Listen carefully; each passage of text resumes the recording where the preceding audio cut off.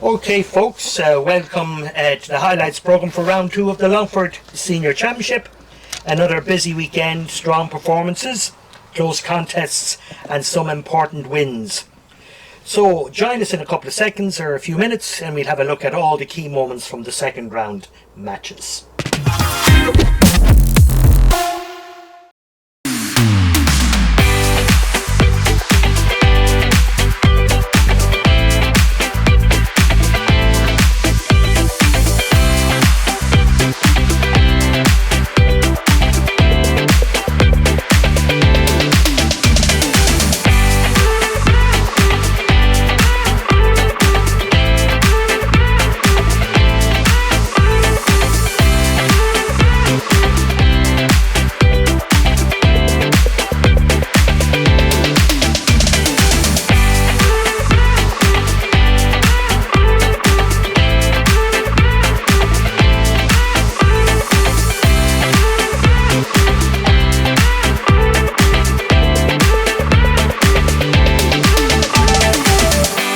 Welcome back folks, and welcome to our third podcast in the series. As usual, we're joined by Jimmy Jest, stand-up comedian and comic at large, and as he describes himself, a person knowledgeable about sport. And we're also joined by the sports editor of the Longford Leader.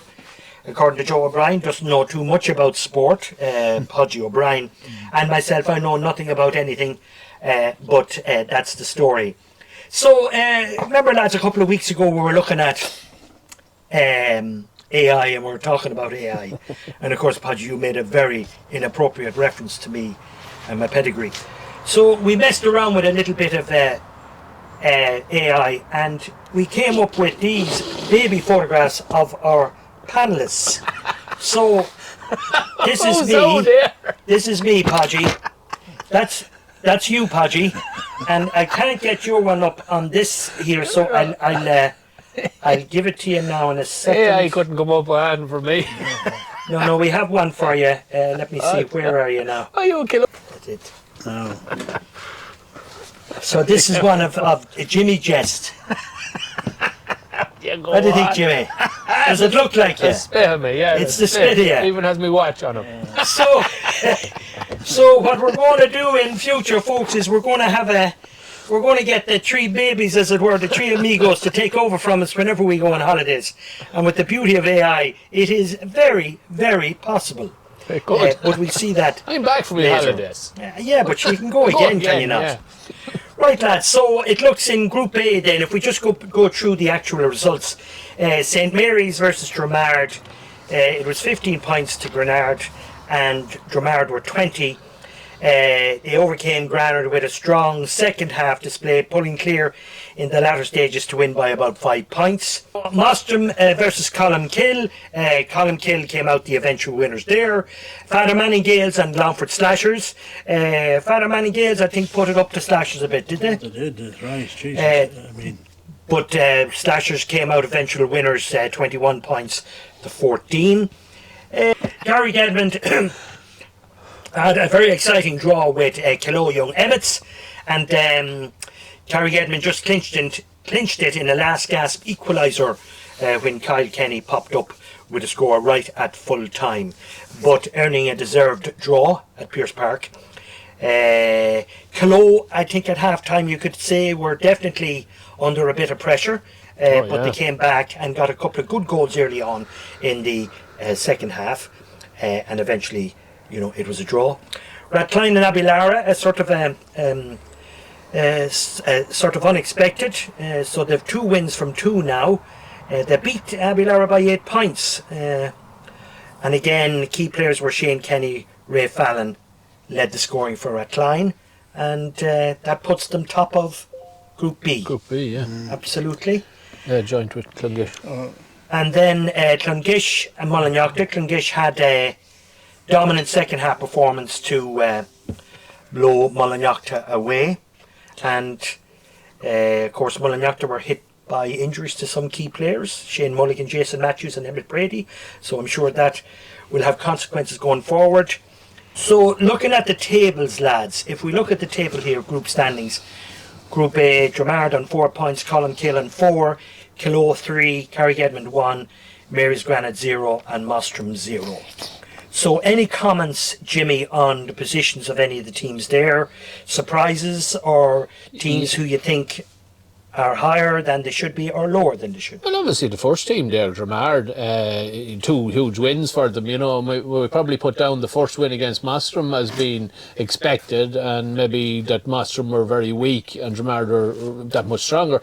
But then you look at them, they came out against Granard as well, who had run Kilo very tight in the first game, and Carrick-Edmond and Kilo drew. So Dramard seemed to be the standout. You wouldn't have placed them ahead of Kilo and Clonguish at this stage in the championship, but they're absolutely flying, scoring freely and looking really good and fit, and the experienced players are standing up well as well. So it's a great blend there, and I gave German Masterson the man of the match there in the Granard game and spoke to him, and he talked about the blend of youth and that, and the older lads, and he talked about there was a very low score in first half and only scored 5 points, but they opened up in the second half and the Mackin sent them at half time. But they're really impressing me in Group A. Granard are disappointing.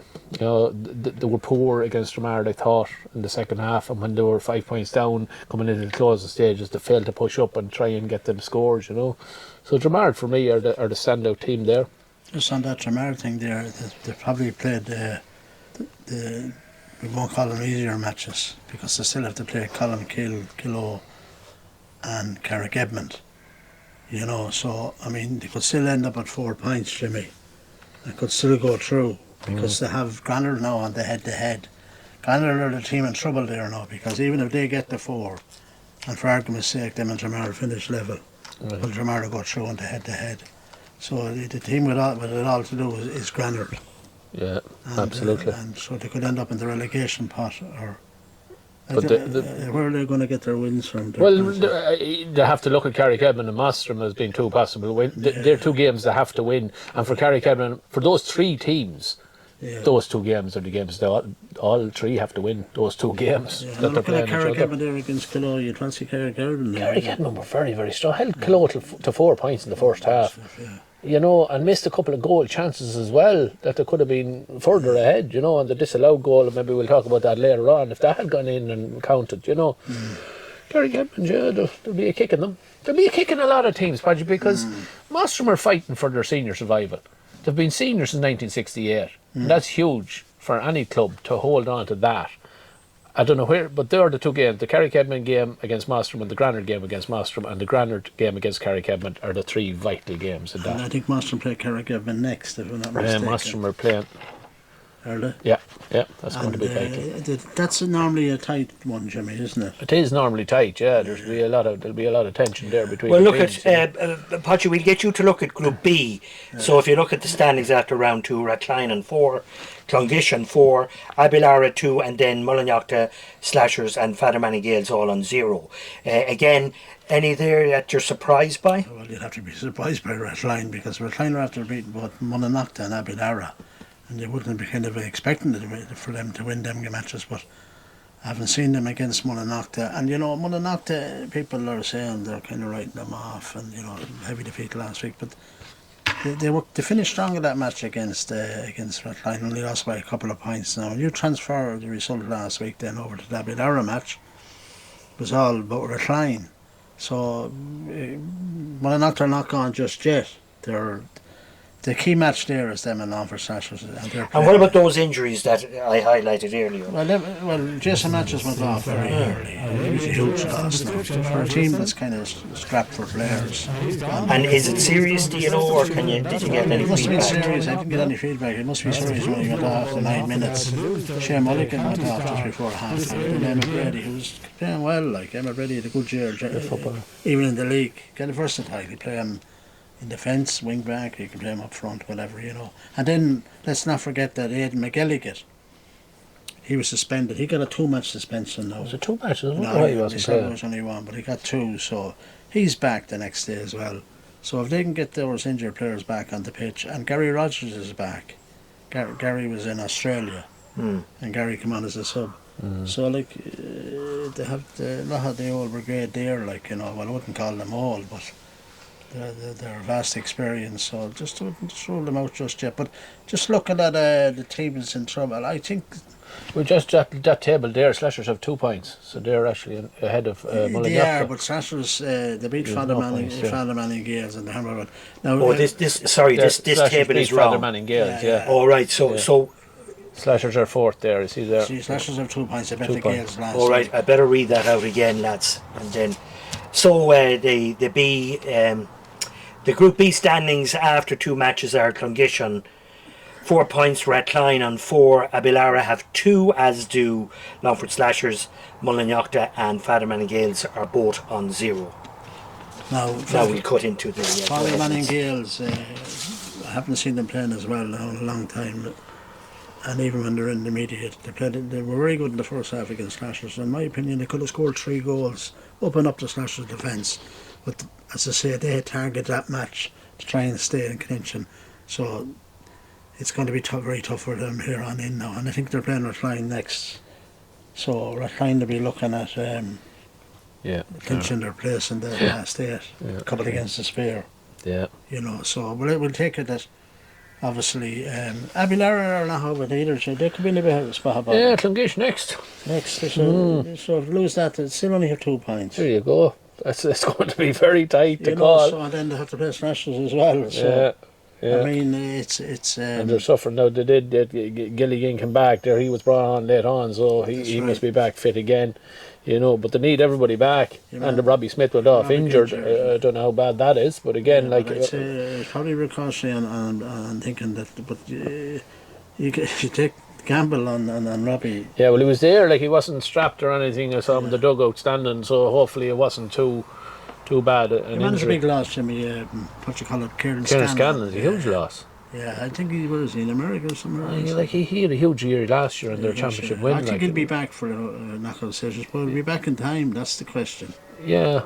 And Colin P there, and the Valencia last year, I didn't see Barry McKierland's name appear in there. Willie Crawford obviously did come on as a sub, I think. He did. They all said it was the toughest group, and it's going to turn out that way, But anyway, in the heel of the hunt, Clonguish and Rathline are more or less through. Yeah, and the battle is on for them other 2 places. Right. And Father Manning Gales, they could get a win, and if they do get a win, then whoever they do happen to beat, they'll be in trouble. Yeah. But anyway, it doesn't look like that at the moment because they targeted that game against Slashers and they've done their best, and in many ways it's nearly deserved to get something out of it, but our lads finished strong and they'll be happy enough. Yeah, win is important at this stage. Right, lads, can we look at some of those individual matches now in more detail? So Rathline were playing Abilara there. Jimmy, your take on the match then itself, and we'll play the highlights while we're going. Yeah, Rathline, and I predicted that they'll lose the first 2 games, so they'll probably be delighted with me putting them in as underdogs against any team now at this stage. They pat me on the back every time.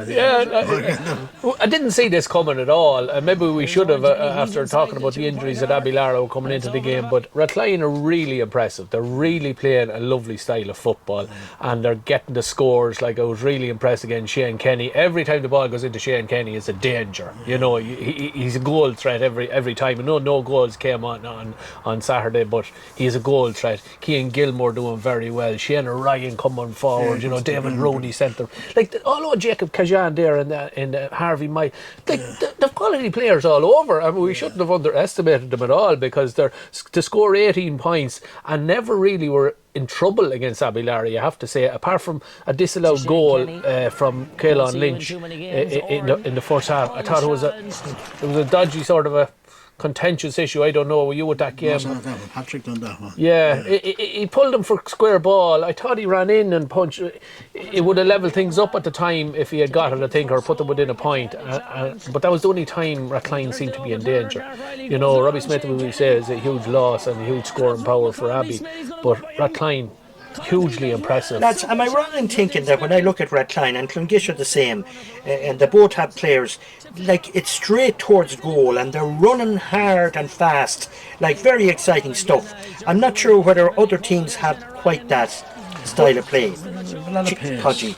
It's hard to counteract pace and players who, either side who can support players very good on both sides. I mean, you have to have somebody there with you. If we're going to close you down, someone's going to have to take the slack and pick up the ball. But I guess have them in every position in the forward line. Just on the Shane Kenny thing there now, and the report will be in the Leader tomorrow, obviously, their full report. Shane Kenny scored 10 points. Out to Keane Brady, going to go for his second 2-pointer. Every discipline. And he'll get it. 45. Yeah, Hey, well, it's a massive 2-pointer. Play, you name it. It wasn't that good against Monaghan, they thought, the previous week. So, but Shane, we all know what Shane is capable of, but Oren, his brother, he got 6 points now. And he's scoring heavy. Yeah, but two of them now is they're stopped early. yeah, Abby just they're missing them few lads, and had to take Russell Brady out at half back line, play him in midfield, and he was a real good solid wing half back as well.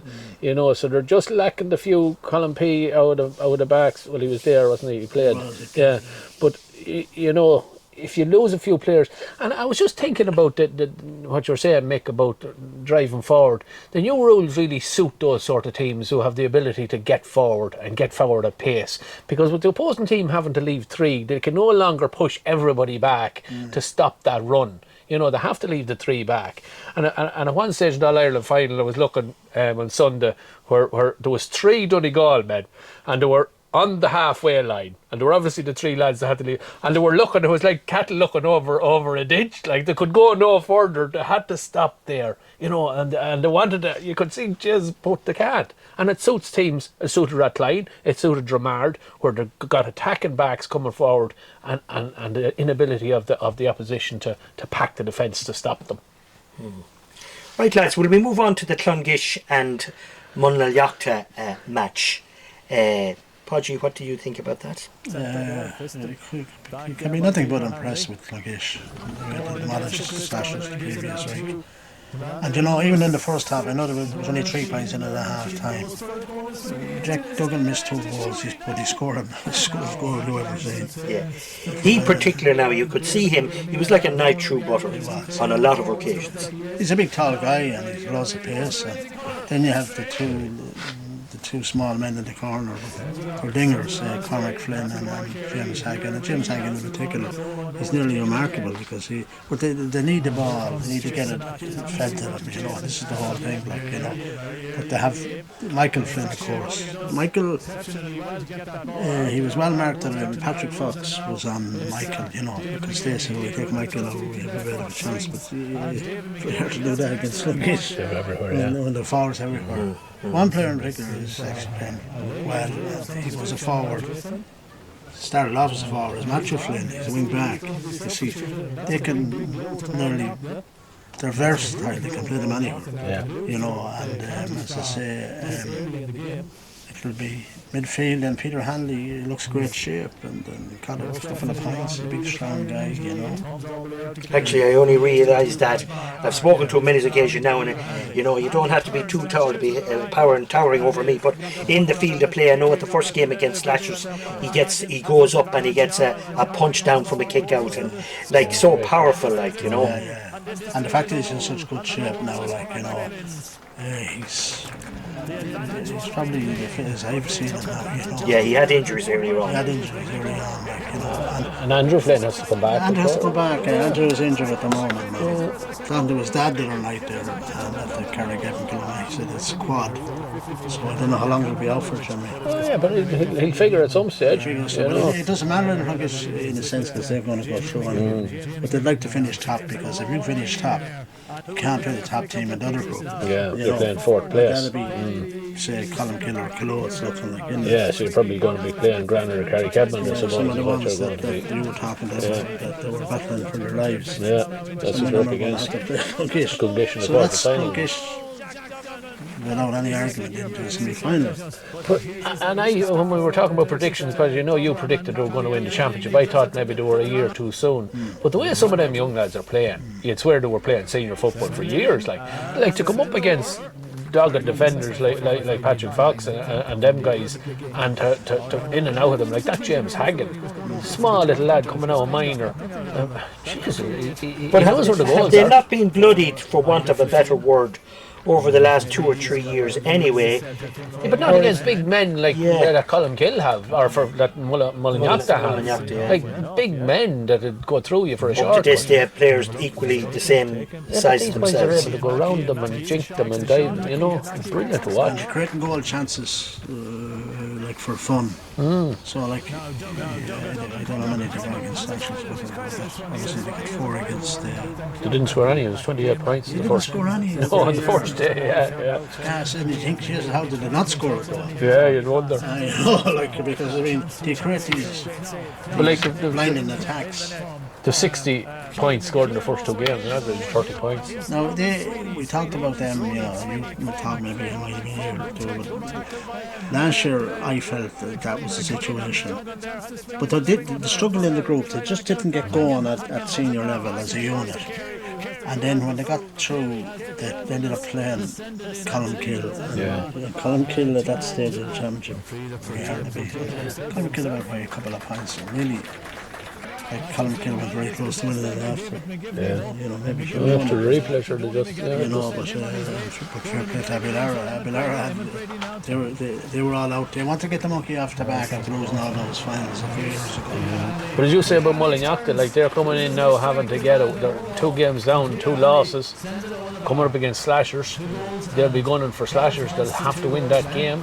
If they don't, Slashers are gone to 4 points, and then there's a gap. Then, yeah, so you're nearly gone at that stage if you don't win that game. And they have to play Abbey as well, man. Yeah. And Fatherman and Gales.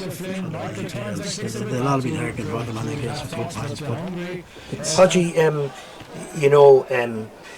your thoughts on Longford Slashers and Father Manning Gales? I'll tell you, I know Slashers won, but very nervous in the first half there now, naturally enough, they're in the club and everything, and they like to see them doing well, the more than Jimmy and Edgerstown. And I said, we could be in trouble here, because they walked through us in the first half at times there, and creating these goal chances, and one skimming the bar, and wrong options in another situation. As I say, we have a few injury problems now, and I think we're going to need all these players, but Ty McNevin is definitely out now. He done his ACL. He's gone. Finito. That's him gone for the rest of the year. So he's a big, powerful fella, So we can ill afford to lose anybody. And it's a tough ask for Conor Clark to try and get them through first and foremost, and not to end up in the relegation pot.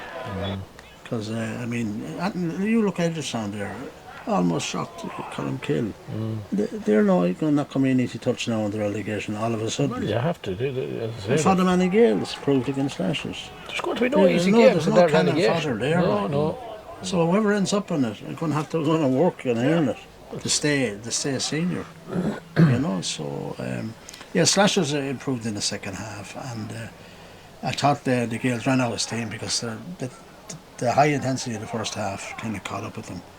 They were really fired up, and I see their manager is Trevor Glendenning, who won a few senior championship medals with Slashers, and maybe he felt, well, I can't get them up for this one, I'll get them up for none. Yeah. And I know during the week they were talking, the Gales thinks they could take Slashers. Yeah, well. And they weren't that far off now. Because we didn't get a goal in the 7 minutes of stoppage time. There was 4 in it and 3 in it. So there was kick of the ball in it up right till the very end. So the scoreline was a bit flattering. It wasn't a 7-point win, Danny has 2 points in the bag. So That's it. So see this how we're looking at our own stories, and not good for some of us. Mostrim and Clonguish. Yeah, Jimmy. So look at I was fairly depressed after the Dramard beating we took, and And then seeing Dramar beating Granard, I was a bit more. And then I went to Ballybrine, and it's the first ever game, senior championship game played out in Ballamore. It's great to have a county chairman, there pulling the string. But they had a great set up, and they had everything right, in fairness to them. But the tight pitch suited Mostrim is probably what I'm saying. The tight pitch suited them, and they got out of the block straight away. Ronan Courtney had a great start. He kicked 3 2-pointers and a point. He got 7 points in the first half, and Mostrim went in 6 points up. We were in dreamland, lads. We were 10 points to 4 up. We says we're going to create a shock, and we even went 7 points up early in the second half, and continued on and kept that buffer. And even with 8 minutes to go, we were still 3 points up. It was 12 points to 9. And what did Jared Carberry do? Now, I was talking to Jared 2 of the championship matches, and he promised me he'd go easy on us. He brought on Paul McKeown and Cathal Riley, and a pair of boys kicked a 2-pointer each, fed Barry McKeown for a goal, who ended up with 1-5, and broke our hearts, Nick. Cathal Riley finished it off with a 2-pointer that you wouldn't see anywhere, And tell us, Jimmy, does your wife know that your heart has been broken? Well, Because she does. Last week you were all hearts. Well, it wasn't only my heart, it was the whole of Mostrim's heart. Embarrassing us here last It week. was. We were very. I was looking at it afterwards, Jimmy. You should have seen. And I said, how am I going to react to this? There was extra butter on my toast when I went home. But it was a great, and it was delighted for Jacqueline and delighted for Mostrim. They'd lost Chin and Hussey against Dramard, and things were looking bad. But Dario Kigliano is back there and playing well. Tommy Doyle is a great boost. He's back from his travels. He was a few years abroad. And Mostrim need players to come in. But in the end of the day, we didn't have the bench. We didn't have the subs that Colin Kill had to bring in and finish off the game. Probably ran out of steam. Yeah, I was talking to a few people last night at the LGFA launch, and they were saying it was heartening to see Mostrim, that performance, even though they lost. It was heartening. There's potential possibly, although it's going to be it'll be difficult, but it was promising and an improvement, so that's all you can expect. Haji Granard, they seem to be on a difficult path to. Yeah, there are lots of young players, but as I say, they should have probably beaten Kilo the previous week, Jimmy. That's what they missed that boat, yeah. Now, see, Dramard, that was always a 50-50 match, and if Dramard have any sort of a sense at all, probably hard bet, and they were saying, now, if we get 2 over this, and we register home bet, people thought it was a soft touch, but they're no longer a soft touch now. No. Not our fault of anything else for them. Or maybe, like, if they can play like they did the other night, they're going to make it awkward for teams. Granard are in bother now because they're going to have to get 2 points from somewhere, or maybe 3 points from somewhere to go through. Others that they'll be fighting a relegation battle. It's taken a long time to make the breakthrough. They have the young fellas coming in now. They're missing players as well. A few injury problems, and Darren Gallagher can't do everything. No. Some what you call it, soldier he is now. You wouldn't mind having him midfield in your team. Absolutely. You got 2 points there. Mark Tully was there, and he's out of his cast now, and they're hoping he'll be back, in a couple of weeks for the next game. But one real bright spark there for and I mentioned him, I think in the first programme, was Ben Blessington. Ben is a real prospect for them now. He scored 1-2, scored a lovely goal, and really went at Dramard, at a time when they needed somebody to step up, and for an 18-year-old to step up and try and do. But there was also a young lad for Dramard, Willie McIntyre. I was very impressed with him. Yeah, and played well the previous early too as well against Edgerton. Yeah, he's really good now, that lad. Hadn't seen him playing before now. He was wing half back. Yeah. And Conor McGowan and Ronan Bleakley, who were number 2 and number 3, and Willie McIntyre and Fionn Hourigan from the backs came up and scored, and Granard at the end of the game, Jamie Brady Hines and Micheál Hines, who you'd like to be in on the edge of the square, were out in their own half of the field, and very little in. Rory Corcoran was in nearly on his own on the square, so they need to get players back and push up. But they're under pressure now, Granard. As we go to the final match then, Kilo and Carrick Edmond in Pearse Park, you were at that, Podgy. Jimmy was there, so. Jimmy was Yeah, there, yeah. yeah. I You were commentated very, on that one, yeah. you were very animated, It Jimmy. was fiercely Oh, exciting no, game, I was you know. really enjoying Yeah. the like a bit of game. excitement in my life, End like, stuff. you know. Kerry Yeah. Cavan You know, held a bit the of 5 butter, point you know. lead at half-time, Absolutely, 9 points yeah. to 4. But, He made I 4 suppose the changes most at half. contentious thing there was the disallowed goal in that match. And I know afterwards we spoke with Eugene McCormack, and here's his views on it. Last week we had a goal scored against us, and we were so disappointed that one last week wasn't disallowed, and then that one there where I felt it was clearly not a square ball, And my commentary, I thought it was a goal, and my reasoning for thinking it was a goal is because it was Micheál Hughes in the Kilo goals that scored the goal. So my impression was at the time that if it went in off, if it was an own goal, we'll say, then that it couldn't be a square ball. But I'm wrong. And the umpires gave the goal. Yeah. But Hugh Kane, the linesman, Well, Hugh, I was talking to Hugh, and what he Hugh was very says. adamant now. Well, but you said it wasn't him that made the decision. He says Mark Glancy came over to him to ask him for clarification on the rule. So I went through the rule and spoke to him. The rule. So the rule is that you can't be in the square before the ball. That the forward had to come out and go back in. And if he interfered in any way with play while he's in the square, well, then it's a square ball. Whether he touched the ball or not doesn't matter. If you're in the And square also, before Jimmy, the ball, it's a square ball. you know, I was actually right behind the goals filming with another camera, and if we look at this video now, we can see quite clearly, and we'll slow it down and look at it again and again. In actual fact, I would say that Liam actually had more weight on the ball than Paul Hughes. And Liam so Glennon. Liam Glennon, yes. Liam Glennon. Yeah, the fella got the touch. Yeah.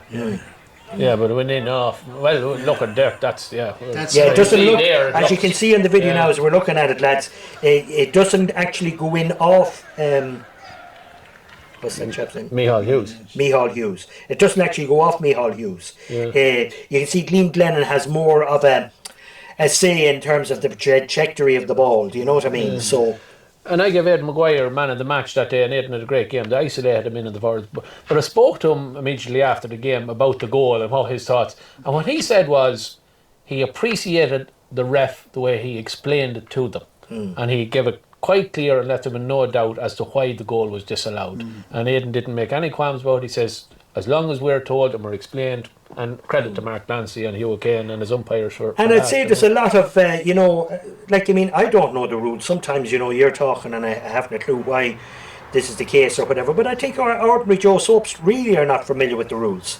Because and there are all these new rules as well, and particularly the 3 men back.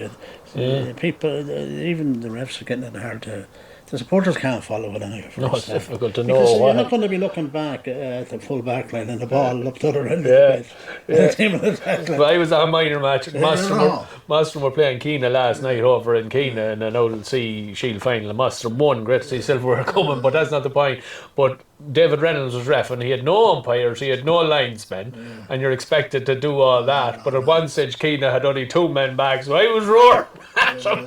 And the Keena lad shouted back at me, "Thanks for letting me know I was across the line." And he went back. But where there are linesmen, I presume linesmen will adapt so that they won't move too far away from, they'll be around or near that line to check that players are all back. Would I be? Yes, look, it's a tough job. Well, basically you have 3 referees now because they're all wired up, you see, and they can advise the referee. And that's and you need the 3 of them. Well, you would, because it's a tough task with the only rule that everybody's enlightened by is obviously the 2-pointer. And that was from day one. That was the one rule that people could understand. Yeah. That if you kicked it from beyond the arc, that's 2 points. That's it. And the I wonder, are we? Sometimes there's a little bit of doubt as to whether it is a 2-pointer or not, even after it's been scored. I just wonder now, are umpires? Not all umpires are as definite, or the way they put up Yeah, well, the umpire waits for the instruction of the ref, and he'll put up two fingers, two hands. And do the referees? They always put up the two hands, do they? Yeah, it's just that sometimes I obviously don't be watching that, and I just wonder. And I honestly talked to Hugh O'Kane just to clarify a couple of bits, because when you're talking here, you want to know what the rule is in terms of if a free is given inside the arc, you can't come back out to take the free for a 2-pointer. You can't go back. You can go back as far as you want, but you still only get 1 point. But if the ball is brought forward inside the arc from outside as a punishment, then you can come back outside the arc and kick for a 2-pointer. But if the free originates within the arc, then you can't get a 2-pointer. Right, lads, so we might move on then and have a look at the next round of matches. So, Jimmy, will you call one of the matches there, and then Podgy might call the next one? Yeah, well, sure, look, I'll start with Group A there. No, I'll go Group B because your club's in Group B. So I'll go Group B. So Mullinagh Slashers is the first one I'm looking at there. And as we're talking about it already, Slashers have 2 points, Mullinagh have none. You talk about a wounded animal or whatever else. Mullinagh are that wounded animal after 2 defeats. And I'd be worried for Slashers coming up against them. Now, the injuries might be a problem, but Ed McGilligan coming back. Like, they have a 2-week break here, so hopefully they'll have Matthews back, they'll have Emmett Brady back, and Shane Mulligan. It'll be tight, but I'll call it for Mullinagh. Very good. Podgy, you might take the next one there. I'll go for Dramart and Kilo now. This is the games with these clubs in the championship were always great games, so down through the years, because it was good open football, loads of scores. I think when Kilo brought on the fired artillery in the second half, and they brought on all them The brought four subs on a half time, but Mark Hughes, Larry Moran, and the two Moffats, like Ryan and Darren, and then Paddy Kieran come on there. That's serious talent to have in the line. So they didn't feel their strongest team, and they had the option to do it. And looking at this one here, Dramard know they're up against it here, because they're kind of light on numbers, like compared to Kilo. Kilo's serious squad as such, and but 2 experiences. Well, I'm going to go for Kilo on this one. Jimmy, the next one. Rathline, Fatherman and Gales. Again, Rathline are the talk of the championship so far. They're the team that everybody's talking about and surprising everybody, maybe not themselves. Garrett Johnson has them humming, and Deirdre O'Sullivan, I was listening and talking to Patrick Cahill there in Clubber and saying, he's really added that extra bit, that they had gone so far, but this year he's, a local man, wants his own club to do well. For Fatherman and Gales, it's huge, this game again, it's huge, but I just don't think they have enough. I'd say Rathline will win it, 2 or 3 points to Rathline. Podgy, the next one there. Granard and Columkill now. This is a must-win game for Granard for obvious reasons, but this is going to be extremely tough because Columkill are not going to take the chance again, or the chance they took against Edgerton by not putting out their strongest team. They'll want to finish top. They're full points to get another 2 or through, do what they like in the last couple of games. Because of the Clonguish factor in the other group, Columkill and Kilo will be going all out for top spot. So I can't see nothing but other than a Columkill win. But not just between these two, like it's kind of a local derby in a sense, North Longford and the whole lot. And Granard will give it their best shot, but Columkill look the best here. And the next one there, Podgy? Clonguish and Abbey. So Clonguish and Abbey, again, I'd say this will be the game of the round, in that Clonguish are flying high. Nobody can beat them, but there's nothing worse than being flying high, and for Abbey to come and Frankie Dolan to come with a plan to knock you down off your perch. They're county champions. They're not county champions for no reason. And if Clonguish are going to lose a game in the championship, I think this might be the one they will lose. But they can afford to lose it. But I think Abilara will scrape it by a pint. Very good. Big call there, Jimmy. Well, I'll tell you, Podgy, I have got none of my predictions right yet, so no worries, Clonguish. Right, Podgy, is there one more? Edgerton and Carrick Edmond. Traditionally, tight games between these two. Edgerton, they need to win, they need it from somewhere. And Carrick Edmond has to be the luckiest team in Longford for the last few years. Regardless of what happened last year, and when they thought they were through and then they weren't through. and then should have beaten Killaloe the other night. Let's call a spade a spade. Oh, yeah. Better team. I wanted it more. And if they can carry that into this match against Edgeworthstown, then I think they'll come out on top. So we'll go for a Carrigaban win there. Very good. Well, folks, that's our roundup of the second. Yep. Go ahead. Sorry, folks, it's just very hard to get good walkers, you know. Right, folks, that's our roundup for the second. No, Jesus. Okay, folks, well, that's the second round rounded off, and we look forward to the next weekend, the next round of matches. No matches this weekend, of course, Mick. That's true, Yeah, but this is not going out till next week. Oh, is Well, it? so thanks for the that. hurling. What about the hurling, mate? This Saturday. When is the hurling start? Saturday evening. This Saturday? Are you sure? Yes. Yeah. Jeez, I thought. That's why there's a break in the football. The hurling Okay. goes in there. So we better do that. So the hurling, Jimmy, this weekend it starts. Yeah, the first round of the hurling. Of course, there's 3 teams in the hurling championship: Wolf Tones, Slashers, and Clonguish, and they play a round robin. And the top 2 go into the final. That's the way it is every year. And it starts off this Saturday evening at 7:00 in Clonguish. Slashers against Wolf Tones. Wolf Tones are the county champions. But you know, of the 3 teams, you could just toss a coin between the 3 teams every year, and there's never anything between them. A point here, a point there. There's draws over them. So, you know, again, this is Longford Slashers always have more done, and they've always more challenge games played and competitive games in Roscommon and that, and they come in better prepared every year and really should be winning more championships than they have won in recent years. For Wolf Tones to sort of get together late and sort of, you know, they've a lot of dual players there on the football. Is Milan out, Jimmy? Milan is gone. He's not available to them. You know, Big loss. yeah, it's a big loss. But again, try and call it. It's hard.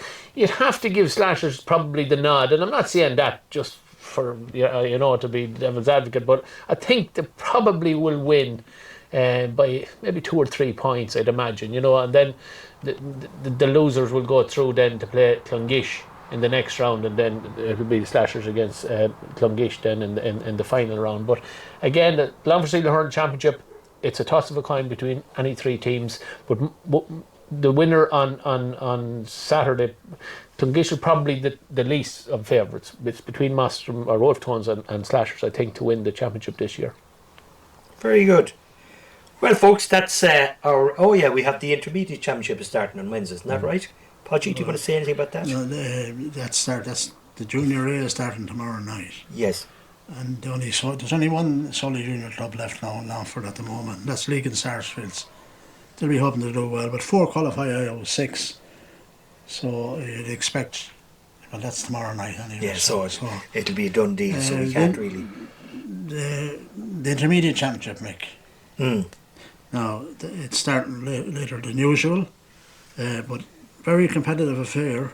I have to say there's a prize packet so far this year, and they've won 3 trophies, believe it or not, including the Division 2 top 4 final. That's Young Grattans, who've the great underage structure, and their players are there, and they're sticking there. They have a great setup, anyways. We talked about it before, you know, and the whole lot. So they're playing Ireland, I do, in the first round of that. That's the opening match on Friday week.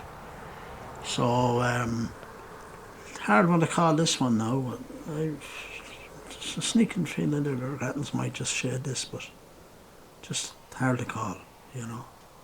Very good. And you've Killashee and Connolly's in that group as well. Again, another very close one. You're looking at Connolly's, and you're looking at 4 county players, and you're looking at losing the last 2 intermediate finals where they probably should have won both. We'll say, well, if they won the first one, they wouldn't be in the second one. But, you know, Killashee, some great young players, as we talked about, you know, Paddy Malaghan and that. You know, so again, on paper, Connolly should win this one, but it won't be easy for them, but they might just get across the line against Killashee. Now, this intermediate championship is different this year. It used to be them all in together playing each other. Now there are 2 groups of 4, so every game is key, and 2 out of 4 go through. So, like, that's tight now. It's just hard to predict. My own opinion is Connolly's will probably make it. Anyone the other 3 then could join them, you know. But They reckon that the Group B is the easier of the group, but to me it's a very open championship, Jimmy. Oh yeah, well you look at them too. Keane are playing Ballymahon. I was talking to Colin Murray there, and he said they're not going well, and but Keane have some very good players still now. They have all them McGanns. Yeah. And Ballyman, I think that young Finless fella, did he go off for the summer? Ara Finless, is he gone? Yeah, I don't know, he could be back, This is a hard one to call, and just go for Keane here slightly. Wouldn't rule out a draw. It's a local derby. To beat all local derbies, this one. Well, all the shams will be out. out in force. All the shams will be out in force. The bracket rights are huge here, Mick. So I'll give a slight nod to Keane on that one, but it wouldn't surprise me if Ballyman won. Then the last one is Cashel against Ballymore. Again, Ballymore coming up there after winning the junior. Won the junior last year, didn't it, Ballymore? No, or was it 2 years ago? 2 years ago. 2 years ago, yeah. Cashel finished top of Division 2 this year, had a great year.